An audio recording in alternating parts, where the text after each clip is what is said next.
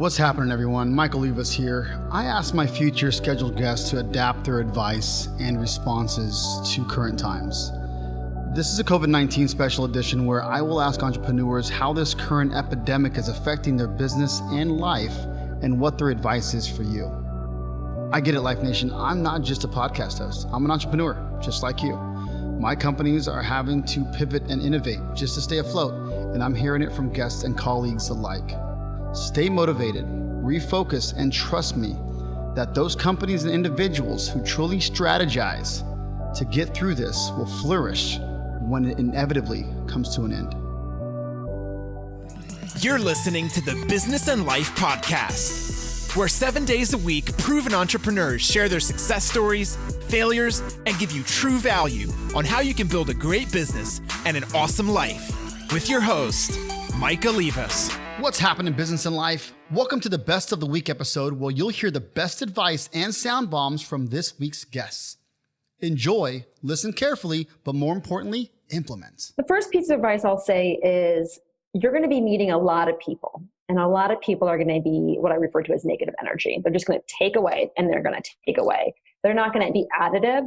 But once you realize that that's the type of person they're in, there are ways to kind of flip it to have them become more of an asset than, something that just drags you on. And so I always like to end conversations with people that I don't know or I'm meeting for the first time and say, thank you for that feedback. That was really helpful. Who are two people in your network that you think I should meet? It does two things. Number one, clearly they're not going to help you. Or maybe the way the conversation is going, they're not going to help you. They're not going to invest perhaps, or, they don't like your idea. You may not talk to them again, but try to see if you can talk to two other people in their network. And who knows, those people they'll be your next investor or your next customer, or they'll be something else. And it's just a great way to kind of expand your your professional network. So I always say that's the one. That's the first piece of advice. The second piece of advice I'll say to your listeners is this.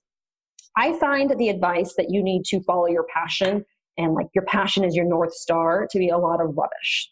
I don't think you need to be passionate about what you do. I think anybody who's passionate about anything to that level is actually on borderline insanity, and I don't like hanging around with insane people. I have 4 kids. I run a company. I am very active in my community. If I was passionate about any one of those things, I wouldn't be able to do the next thing. I wouldn't be able to be a mom that works. I wouldn't be able to, help and give back to my community. In this case, it's the Lincoln Park Zoo. And so I think you have to be interested in what you do, but you don't have to have a crazy passion. There are different ways to be passionate about something, right? You could be passionate about an industry, but not necessarily the actual sector, or vice versa. Right. And so I'll just give that advice to your listeners as they're perhaps maybe thinking about what they want to do next. Is it's okay to start something even if you're not passionate about it. I don't think passion is what's going to take you to the top. I'm a big fan of routines. I've often said that you can have champion level routines, but if you got chump level, if you can have champion level results that you desire for, but if you have chump level routines, you've got a problem. So we got this juxtaposition of ambition and desire, and we got our eyes on this prize. But if we're not willing to submit to the process and align the caliber of our process with the caliber of the prize, that which we seek, then we have a disconnect. And I think that's a big part of what causes a lot of strife and struggle for entrepreneurs, is they've got these champion level ambitions and these champion level results that they're pursuing, and yet they have chump level routines, right? They wake up in the morning, instead of, either having a time of fueling their fire, fueling their rocket, filling their cup with inspiration, motivation, education, or exercise, or something that uplifts them and energizes them and gets them ready to slay dragons and kick ass, take names, chew bubblegum, and crush it for the day. Yep. They get on the screen, they check email, they get bogged down in the minutia, they don't exercise, they don't have a routine that up-levels their game and their mindset. They watch the news, they start to get influenced by programming that sucks the juice out of their battery. And then they wonder why they're so stressed out and frazzled and fried and burnt out. And then they keep doing the same old thing and getting the same old result because they don't have any new influence. They don't have any new inspiration. So I think a big part of success is realizing that you can't buy success. You have to pay rent, and rent is due every damn day. with the disciplines of success, with sharpening your sword, with fueling your rocket. So I'm a huge proponent of mastering your morning and having a morning masterpiece routine where, start the day right. I started the day this morning, got up at 5. I had time on my knees in prayer. I had time in the scripture. I had time to meet with my maker. I had time to just marinate in the things that matter most. Yep. And then I went to the gym before this interview. I hit the gym. While I'm at the gym, I'm listening to some training. So I got that inspiration, that download of awesome to fill my mental factory with more fuel to be able to become better. Jim Rohn, he said you can have more because you can become more. So this is part of becoming more, but also elevating my energy, because when I'm at the gym, my metabolism is going up. All of a sudden now I got more energy because I expended energy. Imagine that. If you want to have more of something, you got to give more of it. In this case, giving energy receives energy. So, having that routine, and then, after I get the kids to school, I'll have some time visualizing my dream life as if I already have it, feeling the emotion as if I already have it, having that thrill of victory as if it's already mine, being grateful for what I have now, and then being grateful for my dream life as if I already have it. What that does is it gets me vibrating on a frequency of victory. We're all made of energy. If you look at a molecular level, electrons and protons is just energy. And so if you want to achieve a dream life, you got to get your energetic frequency in alignment with that dream. If you're thinking positive, but you're feeling negative, you got a problem, because you attract what you feel, not what you think. So having that time of just being in a place of bliss and gratitude, meditation on what you're grateful for and what you're thankful for. Gratitude is such a powerful energetic frequency. It attracts all matter of abundance in your life, and it allows you to enjoy the journey, not just achieving to be happy, but happily achieving, enjoying the journey because you're happy, you're glad, you're grateful, right? Along the journey, not trying to get somewhere so you can be happy, but you're being happy so that you can enjoy the journey and get somewhere. Very often, in every other area of business, people have a process and a system and a structure they follow. So if you're manufacturing stuff, no one says, hey, you know what? Today, we're going to hire somebody. We're going to let them figure out how to manufacture this thing. They get to set their own rules, their own timing. They have their own way of manufacturing our products. No. It's like if someone has a software development company, they don't say, yeah, and you get to write code the way you want to. Then they say, here are our standards for how we do stuff. And so having a process or a system for how people actually handle the sales process, from the prospecting to how they qualify opportunities, how they follow up with people, is critical. And if you don't have a consistent process, then you don't have any way of knowing whether your performance issues are related to individuals or markets or your products. You just know that some people perform better than others.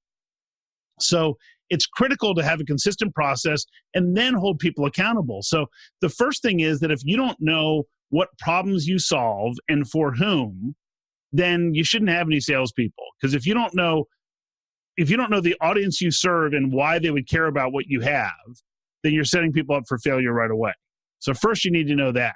Then we need to develop clear criteria that says, so why would someone spend the money on our stuff? Not why do we want to sell it, but why would someone on the other end actually buy it? And then it's just about having the discipline that says, show me the same side quadrant for this meeting you just had. Instead of saying to them, so gee, how was the meeting? You say, so what did we learn in terms of impact for that client? What did we learn about results? If you were them, why would you or wouldn't you make this decision? Right? So then we start thinking like our customers instead of being hopeful people trying to sell stuff. I have always been a side hustler when I was in, and this is very vulnerable. And I just realized this literally the 2 months ago, and it's still painful. And you'll probably laugh at me, but I hope it helps someone out there. Yeah. I'm a goals guy, smart goals, helping people with these. And I've always had this main thing. I was an engineer and then a cleaner and then, different things. And I had a side thing. And I've had more passion. I think this is dangerous toward the side thing than I did about the main thing. And here's what I did without realizing it year after year. I would set SMART goals, specific and measurable. I would set them 2 different ways. On my main goal, I would set, on my main thing, whether it was my engineering job or my cleaning business, I would set it for activities, like achieve these activities. And essentially at the end of the year, if I grew a little bit, great, I hit all my activities, I hit all my tasks, and I maintained my business. And I set a growth SMART goal on the side hustle. At the end of the year, I inched forward. I stayed the same in the main, which is where I was the most able to grow fast, because that's my greatest area of expertise, not the side hustle yet.